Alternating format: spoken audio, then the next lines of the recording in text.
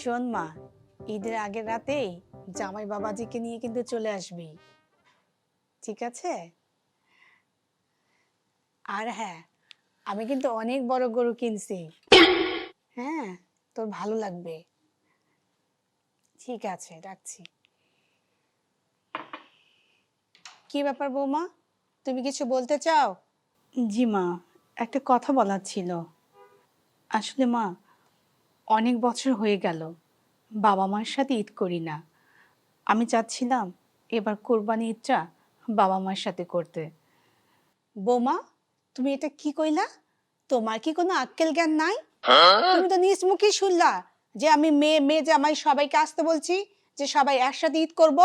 আর তুমি জেনে শুনে বলছো বাপের বাড়ি যাব, গিয়ে বাপের বাড়িতে গিয়ে ঈদ করব। এটা কি বলো তুমি এইসব কথা? আর যদি তুমি বাবার বাড়ি চলে যাও, বাড়ির যে এত কাজকর্ম আছে সেগুলো করবেটা কে? আমি করব? দেখেন মা, আপনি তো প্রতি বছরে মেয়ের সাথে ঈদ করেন। আমার মায়েরও তো ইচ্ছে করে তার মেয়ের সাথে ঈদ করতে। আমি তো সবসময় যেতে চাই না মা, শুধু এবারে ঈদটাই আমি মায়ের সাথে করতে যেতে চেয়েছি। শোনো, আমাকে এত জ্ঞান দিতে এসো না। এত জ্ঞানের কথা না আমার পছন্দ না। আর আমার মেয়ে আর তুমি কি সমান হইলা নাকি? বিয়ের পরে মেয়েদের আবার বাবার বাড়ি কি, শ্বশুর বাড়ি সব। শ্বশুর বাড়িকে নিজের বাড়ি মনে করবা। যাও এখন, গিয়ে কাজকর্ম করো।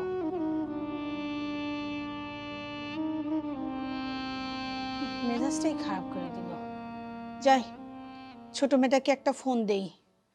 ছোট মেয়ে জামাইকেও আসতে বলি।